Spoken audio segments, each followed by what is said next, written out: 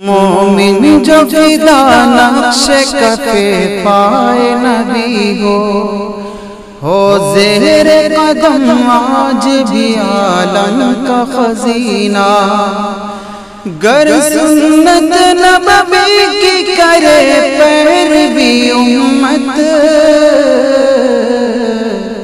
طوفان سے نکل جائے گا پھر اس کا سفینہ، طوفان سے نکل جائے گا پھر اس کا سفینہ۔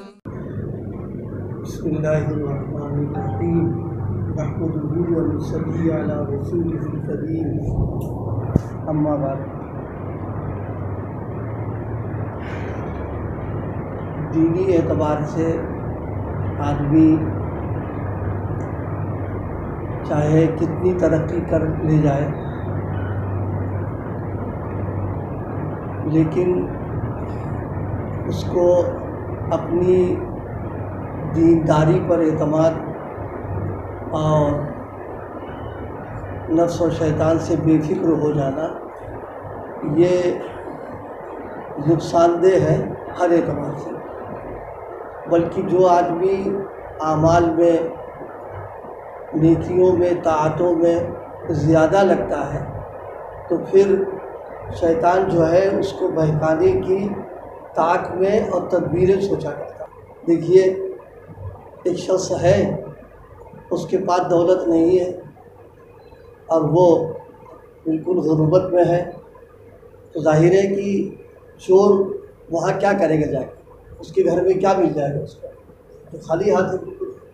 لیکن جو دولت آئے گی خطرات بڑھتے چلے جائیں گے، یا اب چوری کرنے والے اور ڈکیتی ڈالنے والے اب نظر میں رہیں گے اور طاق میں رہیں گے کہ موقع ملے چوری کر لیں۔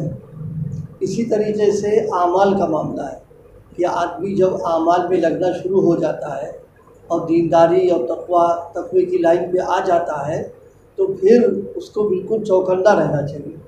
کبھی بھی اس کو یہ نہیں ہونا چاہیے کہ اب تو ہم مطمئن ہیں، نکل آئے ہیں، اب ہمارے لیے کیا ہوگا، نہیں۔ جب تک سانس میں سانس باقی ہے، اس وقت تک آدمی کبھی اپنے اوپر دینی اعتبار سے مطمئن نہ ہو، فکر مند رہے۔ جس کی جتنی زیادہ کمائی ہوتی ہے وہ اتنا ہی فکر مند رہتا ہے اپنی کمائی کی حفاظت کے سلسلے میں، اور جس کی کمائی جتنی کم ہوتی ہے اتنی اس کو بے فکری رہتی ہے وہاں پر۔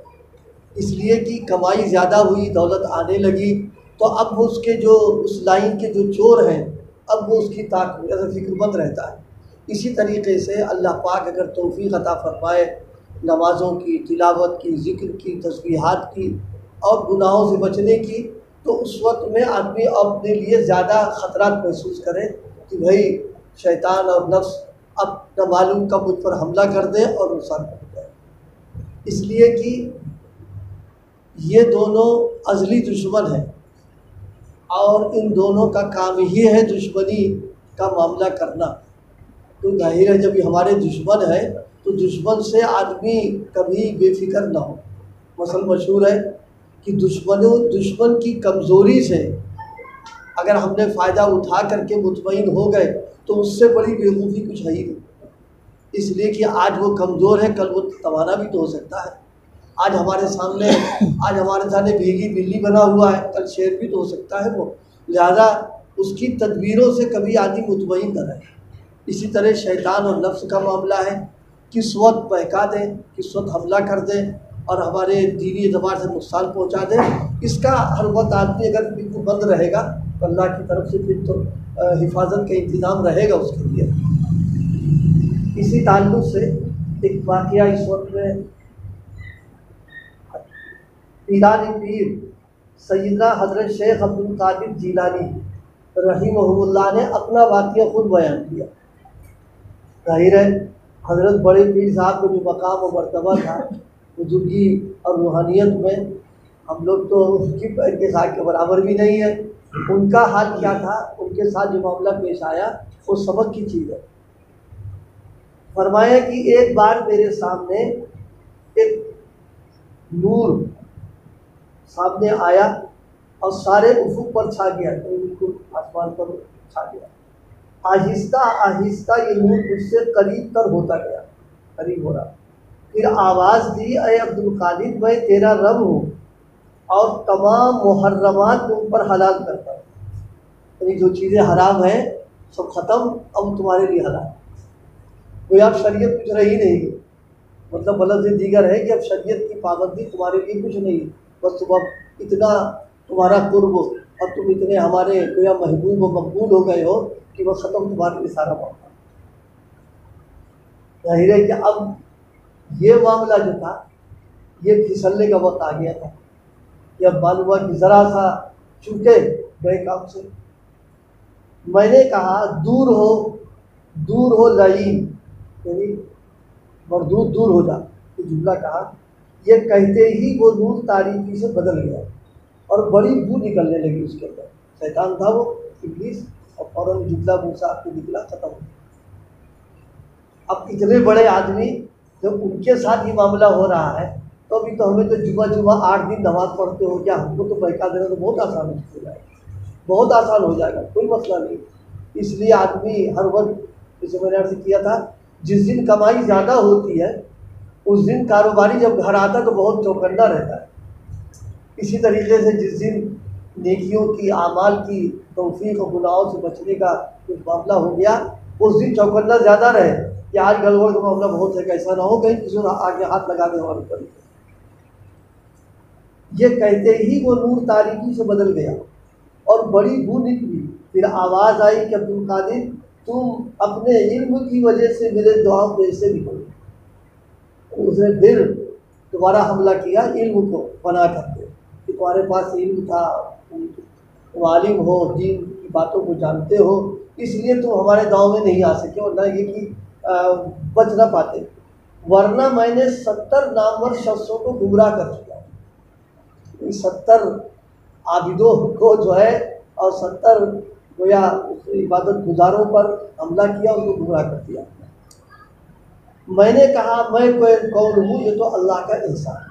یہ ہے سب سے بڑی چیز انسان کے لیے کہ اپنے ہر عمل میں جس کام کی بھی توفیق ہو رہی ہے اس کو ہمیشہ اللہ کا فضل سمجھے، اس کی عنایت سمجھے، اپنا استحقاق اور اپنی صلاحیت وغیرہ کچھ نہیں، بس فوراً سوچے کہ اللہ آپ کی توفیق ہے، زیادہ ہو رہا، ورنہ یہ کہ اگر آپ کی توفیق نہ ہو اور محض ہماری اس پر ہے تو ہم سے کتنے اچھے لوگ موجود ہیں وہ تو کر ہی نہیں پا رہے۔ اس کو بار بار سوچتا رہے تو پھر اللہ پاک کی طرف سے حفاظت کی چیز، ورنہ میں 70 نامور شخصوں کو گمراہ چکا ہوں۔ میں نے کہا میں کون ہوں، یہ تو اللہ کا احسان ہے۔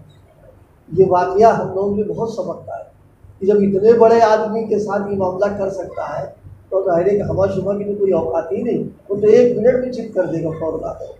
اور بڑوں کے ساتھ ڈورے ڈالنا اور ان کو بہکانا، بہلانا، پھسلانا سبھی کے ساتھ کرتا ہے، کہیں تو کامیاب ہو جاتا ہے اور کہیں یہ کہ اس کا داؤ نہیں چل پاتا اس کے اندر ہے۔ میں نے شاید سنایا ہوگا حضرت اقدس مولانا رشید احمد گنگوہی رحمۃ اللہ عنہ کے سلسلے میں ہے کہ حضرت وضو کر کے آئے، تو خیال ہوا، ایسے دل میں آیا کہ فلاں جگہ جو ہے شاید خوش کرے گی، وہ بھی خوش کرے گی، تو حضرت تشریف لے گئے اور پھر ٹھیک کر لیا۔ دوبارہ جب اٹھے چلے تو پھر بس خیال آیا کہ یہ بھی شاید خوش کرے گئی، تو بس ایک دم خیال آیا، اور اچھا آپ ہیں، مطلب آپ ہیں جو دورے ڈال رہے ہیں ہمارے اوپر، یہ تنوع اللہ کی توفیق سے، فضل سے، اور ظاہر ہے کسی بھی لگے رہتے تو معلوم ہوا کہ جماعت بھی گئی، نماز بھی گئی اور وضو ہی بھی لگ گیا سارا معاملہ۔ تو یہ سب چیزیں اب ظاہر ہے کہ وضو کی کمی کا احساس ہونا بظاہر تو اچھی چیز ہے، پھر بھائی وضو مکمل نہیں ہو پایا، لیکن چونکہ اللہ پاک توفیق عطا فرمائی، ان کو علم دے رکھا تو فوراً ذہن میں آیا کہ اس کے پردے میں یہ حرکتیں کر رہا ہے، یعنی مشورہ دے رہا، بظاہر اچھا ہی ہے، لیکن اس کے پردے میں ہم کو نماز سے محروم کرے گا، جماعت سے بھی محروم کرے گا اور آئندہ دین سے وہ محروم کر دے گا۔ تو اسی لیے کہا جاتا ہے کہ بھائی شیطان کے مکر کو اور اس کے فریب کو سمجھنا جو ہے یہ ہر ایک کے بس کی بات نہیں ہوتی ہے، بلکہ یہ تو کسی کو اللہ توفیق دے یا کسی بڑے کے ساتھ جڑا ہوا ہے اور اس سے پوچھتا رہتا تو وہ بتائے گا اس کو کہ بھائی اس کے اندر یہ ہو رہا ہے یہاں پر۔ اس لیے ہم لوگوں کو بھی، ہر ایک کو بھی اپنی دینی حالت پر مطمئن نہیں رہنا چاہیے، بس ہر ایک کو فکر مند رہنا چاہیے کہ نہ معلوم اس وقت کیا معاملہ پیش آ جائے، معلوم اب پیر پھسلا نیچے آگے فوراً آ کر کے۔ لوگوں نے پوچھا حضور آپ کیوں کر سمجھے کہ وہ شیطان ہے؟ فرمایا اس کے یہ کہنے سے کہ محرمات کو تجھ پر حلال کرتا ہوں، یعنی جو چیزیں حرام ہیں وہ سب تمہارے لیے حلال کر رہے ہیں۔